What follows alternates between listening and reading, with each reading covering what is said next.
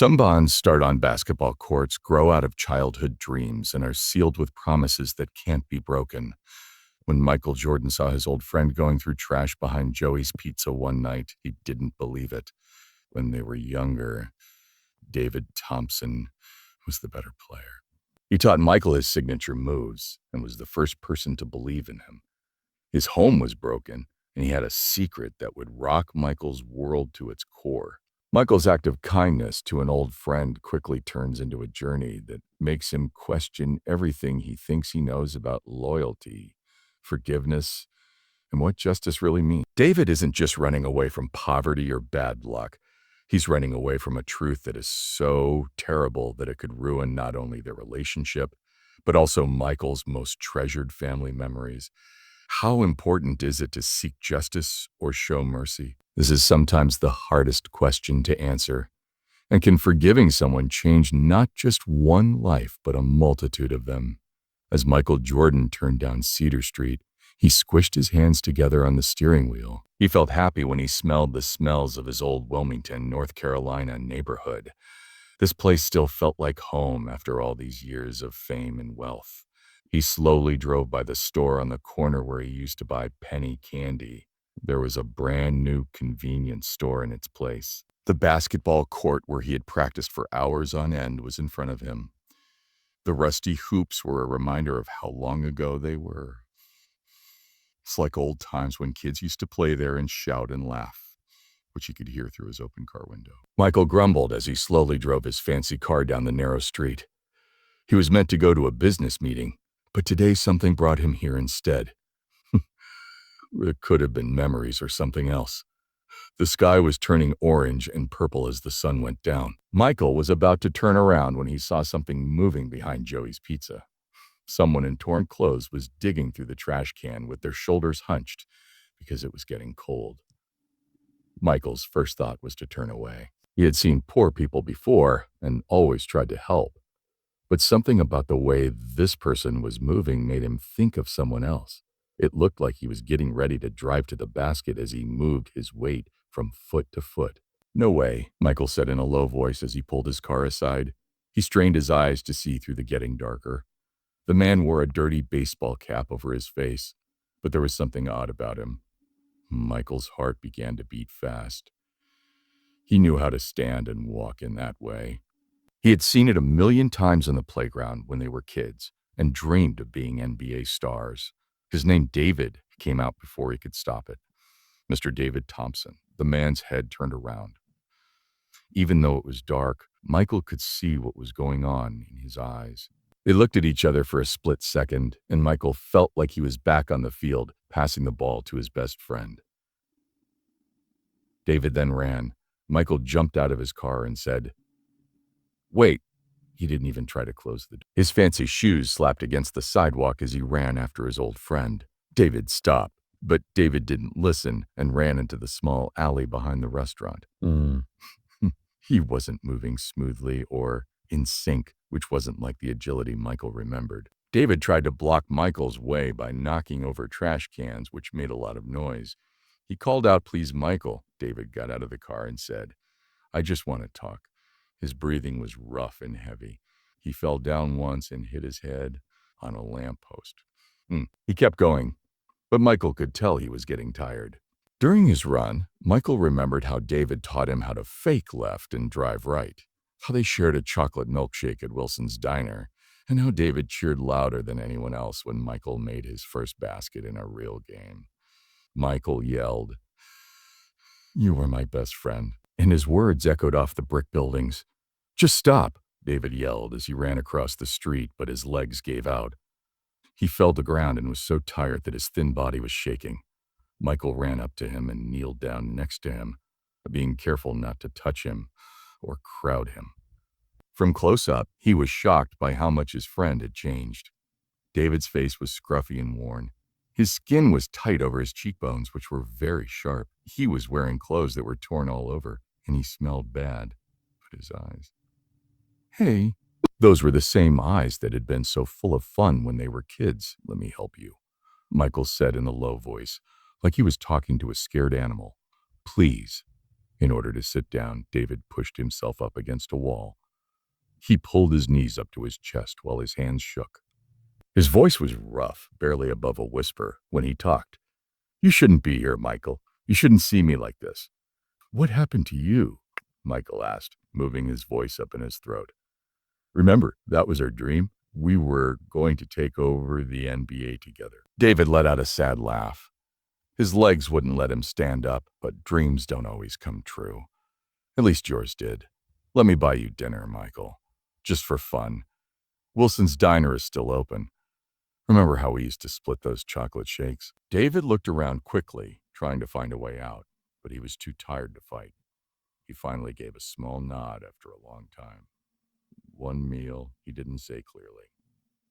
"Then promise to leave me alone," she said. Michael stood up and put out his hand. David looked at it for a few seconds before putting out his shaking hand. As Michael helped David get up, the streetlight hit his face and made a long scar down his right cheek stand out. This scar wasn't there when they were kids. Michael asked himself, "What happened to you, Dee?" The question was more for himself than for his friend. David took his hand off of him and put his arms around himself. "You don't want to know, Mal. Trust me on that." As they walked toward the diner, Michael saw that David kept his distance. His eyes were always on the street, and he jerked his head at every car that went by. The happy kid who taught Michael his first basketball moves was no longer there. In his place was this broken man.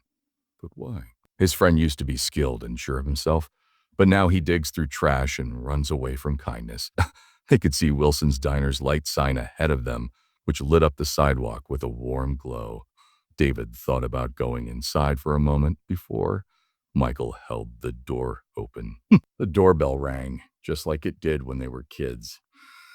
Other people in the restaurant stared and mumbled because they recognized Michael Jordan. But Michael could only see David's hunched shoulders as he and Michael slid into the same table they'd always claimed as theirs. Michael promised himself in his head that he would not leave this time. He was not going to let his friend go away again. This dark road that David had taken to get here would not matter. Michael would help him find his way back. But first, he had to earn David's trust so that David could tell him his story. David's hands shook as he reached for a menu as the server came over with them. Michael's heart hurt as he watched his old friend hide behind the protected pages. He had no idea what had gone so horribly wrong. The bright neon lights in Wilson's Diner made David's face look very dark. Michael saw that his friend's eyes kept moving to the doorway, like an animal that is caught and wants to get out. David moved around in an uncomfortable way, making the vinyl booth squeak. "Order whatever you want," Michael said in a low voice, trying to sound casual. "Their burgers are still the best in town." David dropped the menu a little, which showed his red eyes. "I shouldn't be here, Michael. People are staring. Let them stare," Michael said, but he knew David was upset. Everyone in the diner was looking at Michael Jordan, the famous basketball player. Every few seconds, someone would sneak a picture with their phone or whisper to a friend. They didn't even notice the poor man sitting next to them. When the waitress came back with their drinks, she put the chocolate shake in the middle of them. Like when they were kids, 2 straws with red and white stripes stuck out of the whipped cream. David looked at it for a long time before he spoke again. "Do you remember the deal we made right here in this booth?" Michael asked. How could he forget? In those happy days, they were 12 years old and had just won their first youth league title together. "We were going to be the greatest basketball duo in NBA history," he said. The sound of David's laugh was empty. Jordan and Thompson, unstoppable together. Still have the paper we wrote it on, I've kept it all these years. He took out a worn-out leather wallet from the pocket of his denim jacket. He carefully pulled out a yellowed piece of notebook paper from inside. As David straightened out the paper on the table, Michael's throat got tight. Their childish writing could still be seen. David Thompson and Michael Jordan signed it and had Betty watch. It said, "We, Michael Jordan and David Thompson, hereby swear to become NBA superstars together. Best friends forever. Nothing can stop us." The paper was now very thin and was only kept together by careful bends and hope. With a rough voice, Michael asked, "You kept this all this time?" With a quick fold, David put the paper away. When their food came, David's soup was steaming.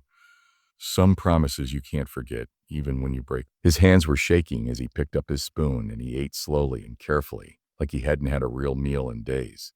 My parents died. The words came out of nowhere, making Michael look up quickly. It was a car accident when I was 19, she said. David, I'm so sorry. I never knew. He replied, I could use a beer. David stirred his soup in a dull way. There's more, but I can't. Not yet. Michael watched as his friend carefully took another taste of soup. The movement showed David's track marks on his arm again and told part of the story he wouldn't tell. You can stay with me tonight, Michael said. I live close by. No, clean bed, hot shower. David's answer was quick and almost scared. One meal was the deal. At least let me book you a hotel room. It's supposed to rain tonight.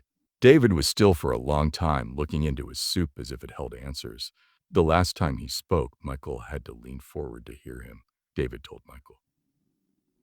One night, just one, then you go back to your life, and I go back to mine. Michael wanted to fight and insist on doing more, but he saw David's stubborn mouth. He had the same look on his face when he was teaching Michael that fake pass. They practiced it over and over again until it was perfect. Okay, Michael said. They ate their food and then said one night they didn't touch the chocolate shake that was sitting between them, and both straws were dripping water onto the table. Michael knew that some memories were better left behind. David swayed a little as they got up to leave. Michael tried to hold him down, but David jerked away from his touch. He said, I don't need help, in an angry voice at first, then leaned in. It was cooler outside when she said, I've made it this far on my own. Michael's driver showed up with his car, but David insisted on walking to the hotel. As they walked slowly through the dark streets, they passed the basketball court, where their hopes had once seemed so real. David stopped under a streetlight and said, You were wrong earlier. About me being better than you back then. David said nothing. You had something more important than talent that I never had, Michael.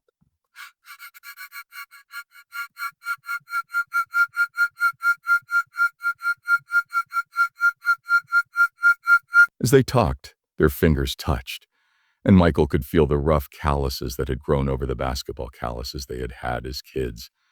David said, Thank you, but he was already leaving for the food. And this, Michael told him as he gave him the key. I'll come by in the morning. We can talk more. David didn't answer. He stumbled toward the lift with his shoulders hunched, as if he had a lot of stories to tell. Michael thought about his friend's face one last time as the door shut behind him. What he saw made his heart sink. David's eyes had the look of someone who was getting ready to leave again. Michael paced around the hotel hallway for almost an hour because he couldn't get rid of the thought that David would disappear if he left. Behind closed doors, the front desk worker kept looking at him. He probably didn't understand why Michael Jordan was walking on their carpet at midnight. He could finally take it no longer. As he walked up to the desk, he put on his cutest smile. She said, I need another key to room 412. You might need help at night, the clerk said. My friend. It's hard to say no to a tale. Soon after, Michael was taking the lift to the 4th floor with the extra key card weighing him down. The only sound in the hallway was the soft hum of the ice machine. Michael stopped outside of David's door and listened. Inside, there was no sound. His heart was beating fast. He made a soft knock. David, it's Michael. Nothing. He was about to use the key card when he heard something going on inside.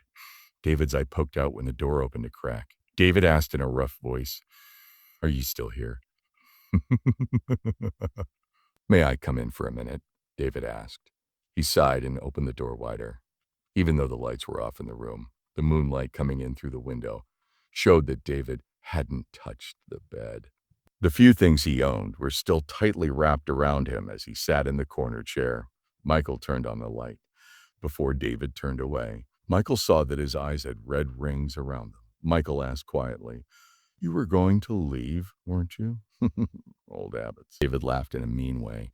David stayed close to the door as if he were going to run away at any moment. Michael sat on the edge of the bed and thought, Doesn't feel right being here. Michael asked, When was the last time you slept in a real bed? David gave a sigh. He asked, What month is it? Yeah, in a way that made Michael's chest hurt. He noticed that David was fidgeting with the zipper on his old jacket, which made him think of their youth. Before big games, David used to do the same thing. Take a shower. Michael said in a low voice. Take it easy. No one is going to hurt you here, she said. David's eyes suddenly became very sharp. Do you think that's what I'm scared of? Asked Dee. I don't know what you're scared of. You won't tell me, David said in a low voice.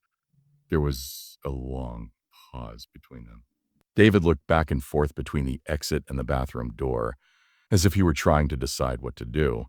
The shower does sound nice, he finally said. Michael said, I'll wait out here. Make sure no one bothers you. David thought for a moment and then took one of the free robes from the hotel. 15 minutes, and then you should go home. The door to the bathroom shut, and soon the room smelled like running water. Michael sat still and listened to make sure David didn't try to get out of the bathroom window. Even though they were 4 stories up, he thought his friend might try. He saw David's jacket that he had thrown away. One of the pockets had let go of a piece of paper. Michael felt bad about looking, but he did it because he cared about his friend. He took care when he picked it up. The hospital release form was from 3 months ago. Many of the words were medical jargon, but a few stood out. Patient left against medical advice. Substance abuse therapy was suggested. Water stopped.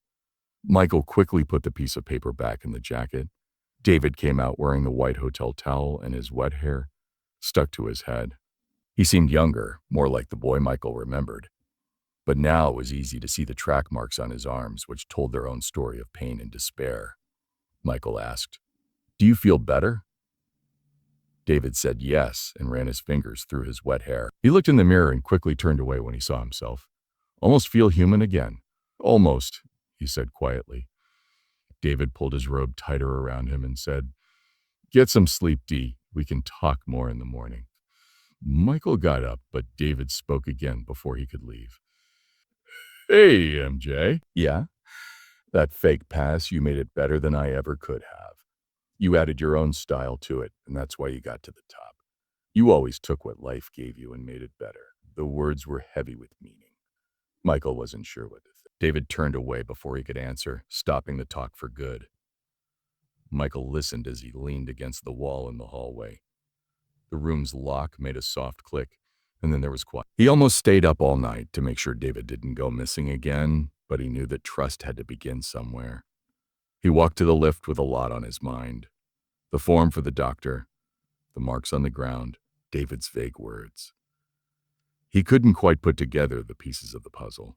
No matter what problems had pushed his friend to this point, they would not be driven away in one night. Michael made up his mind as the lift doors shut. He would cancel all of his plans for tomorrow morning. David Thompson once gave up a lot of time to help Michael Jordan follow his dreams when he was younger. It was now my turn to repay the kindness. But when morning came, Michael's worst fear came true. The hotel room would be empty, the bed would be made, and David Thompson would be gone again into the darkness of the city. They would only leave behind that worn-out piece of paper with their childhood promise carefully put on the pillow. It would be a reminder of promises broken and goals not made true. Michael looked at the folded piece of paper in his hands. The promise from his youth felt heavy in his chest. The hotel room window let in a lot of sunlight, which lit up the bed where David should have been sleeping. His helper called him again on the phone to remind him of today's events. He texted back right away, Cancel everything. Crisis in the family. It wasn't really a lie. David used to be like family. He carefully put the deal in his wallet and walked out into the street. Fresh air filled the city as it woke up in the morning. Where would an ex-con go at dawn? Joey's Pizza was his first stop because that's where he saw David for the first time. The morning crew was just coming in, and they were shocked to see Michael Jordan asking about a homeless guy. Oh, you mean guardian angel? Asked the young cook as he stacked boxes. That's what we call him.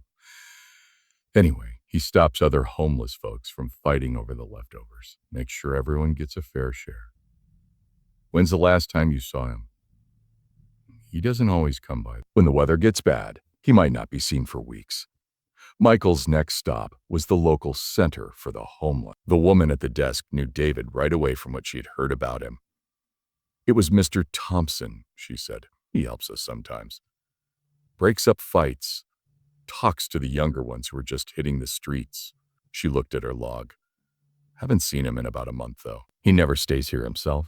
Says the beds should go to those who need them more. Her answer was a shaky. You know where I might find him. He mostly stays to himself, but you could talk to old Pete at the coffee cart on Market Street. He and the other people there seemed friendly. When Michael got there in the morning, the coffee cart was busy with customers. He was an old man with kind eyes and a ready smile.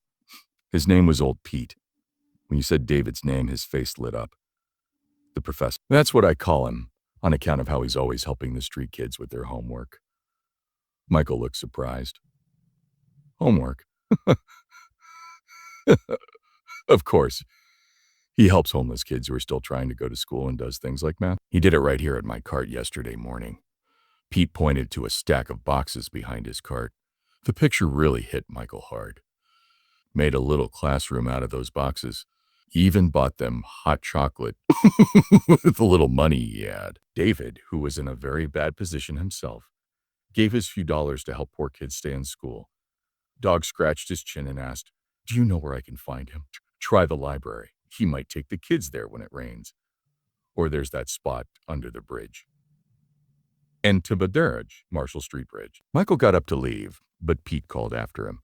As you walk up to the Marshall Street Bridge, be careful.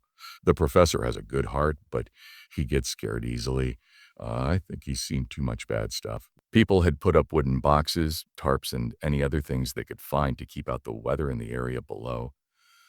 At first glance, it looked like it was empty, but Michael saw a familiar figure huddled in the darkness with 3 young teens carrying backpacks and school books around them. One of the kids was paying attention as David carefully pointed to something in a math book and talked about it. Even though he looked tired, his voice had the same calm patience that he used to teach Michael that fake pass all those years ago. Michael's throat got tight when he saw the scene. David was still teaching and helping other people follow their dreams even when he was at his worst. One of the kids gasped when they saw Michael. David's head snapped back. They looked at each other and didn't move for a moment. David told the kids in a quiet voice, "Go to school. We'll finish this tomorrow," Michael said. The teens picked up their books and hurried past, giving Michael excited looks as they went. One of them said in a whisper, "Thanks, Professor," and then climbed up the bank and disappeared. David stood still slowly, his body tense as if he were going to run again. Michael told her, "You shouldn't be here." "Neither should you," David answered. Michael moved closer and held up the promise they made as kids. Dave's voice was rough as he said, "You left this behind, kept it long enough. It's time to let go of old hopes." "Are you letting dreams die like that under this bridge?" Michael asked, pointing to where the kids were sitting. "Seems like you're helping other people build their dreams instead," Alex said. David turned away. "Just trying to give them a fighting chance. Maybe they won't make the same mistakes I did." "Come with me, Dee. Whatever you're running from, whatever mistakes you made, we can face them together." "You don't understand," he said, his hands shaking again. "Michael, you can't help me." "Then help those kids instead. I run a youth center across town, and we need someone who can teach and understand what these kids are going through." David's eyes briefly lit up with hope, but then the sadness came back. "I can't," he said in a broken voice. "You don't know what I did." "If you knew, then tell me," he said. He moved forward one more time. David stepped back and shook his head. "Whatever it is, we'll figure it out. Please let me go. Remember me as the kid who taught you that fake pass, not this." David turned around and ducked deeper under the bridge where the shadows got darker. Michael began to go after them, but stopped. It hadn't worked before to chase him. Michael stood by himself under the bridge and looked at the makeshift classroom David had set up. A milk box was used as a desk, folded cardboard was used as seats, and worn-out textbooks were carefully kept off the wet ground. David was always trying to show others the way, even when things were very bad for him. Michael took out his phone and called someone. That's right, it was him. "I need full, covert surveillance on the Marshall Street Bridge area. I want to know everything he does and everyone he talks to." Get me everything you can find about David Thompson's life over the past 30 years. He took one last look at the childhood promise before putting it away. He was going to save his friend David no matter what, even if David didn't want to be saved. Michael saw David's security team report on his every move for 3 days. They said that David helped kids with their homework, organized the food line at Joey's Pizza, and slept in different places every night to stay safe. Things changed on the fourth morning, though. The security chief called him at dawn and said, "Sir." Michael got there in 10 minutes, parking his car and making noise as he did so. Even though it was a warm morning, David was curled up on his cardboard bed and cold. His skin was burning from the heat. David said in a low voice, "No, hospital." Michael touched his forehead. He said, "Please, I can't afford it. I've got you, D." Michael told his friend, who was shocked by how light he felt. "Like how you had me all those years ago." Michael carried David to the car because David was too weak to fight. The best private hospital in the city had already been called ahead of time by his security team. David was in a private room with doctors all around him in less than an hour. Michael stood in the hallway and waited. The doctor finally came out. "He's severely malnourished and has pneumonia," she told me. "But there's something else during our examination we found." She was wary. "Maybe you should talk to him inside." The white hospital sheets made David look small. Vials dripped into his arm through an A. When Michael walked in, he opened his eyes and didn't try to run for the first time since they got back together. "Guess I messed up your plans to save me," David weakly said. Michael asked, "Are you still breathing?" "Things are going well so far," Michael said as he sat down next to the bed. David closed his eyes and said, "Doctor says we need to talk." Mike's heart stopped when he heard they found the mass, didn't they? Charles asked. "Mass? Cancer?" David's laugh was fake. "Found out at the free clinic 6 months ago. That's why." He made a vague hand motion toward himself. "Why try to fix a broken life when it's going to end anyway? We'll get you the best care." "No." David's words gained strength. "Please don't treat me. I don't deserve it." Michael leaned in. "That's from the fever," Michael said. "No, that's the truth." David turned to face Michael, and his eyes were clearer than they had been in days. He paused, his words far away and lost in memory. "You want to know what happened to me? Why I disappeared," David went on. "Remember when my parents died? Everyone thought it was an accident. A drunk driver." "But Michael, it wasn't just some drunk driver. It was me." The words were like smoke in the air. Michael felt like his world was shaking. David said, "I was having a good time. Started for the college team, went to a party, thought I was fine to drive, but I wasn't." David's cheeks were hollow with tears. "I woke up in the hospital. They told me the other car, my parents. In an instant, they died. Their only son killed them." Michael tried to grab David's hand, but David pulled away. The team covered it up. Small town, big basketball program. They made it look like some unnamed drunk driver. "Gave me a second chance," he said. "How do you live with that?" I asked. "You were young. It was an accident. An accident I caused." "Oh." David's voice went up and down as he coughed. His voice was almost a whisper when he could talk again. "I tried to keep playing because I thought it might be a way to honor their memory, but I couldn't sleep or concentrate. I had to start taking pills to get through games." Michael recalls seeing the track marks. Things were beginning to fit in with the story. 1 pill became 2, 2 became 10. Before I knew it, basketball was gone. Everything was gone. David gave up. "I killed my parents, so why should I get to keep mine? So you picked this instead." David looked out the window at the people living on the streets. "Picked to help others. Try to keep other kids from making the same mistakes I did." "The cancer?" Michael asked in a soft voice. "Is that also how you punish yourself?" David asked. He was quiet for a long time. "When they found it..."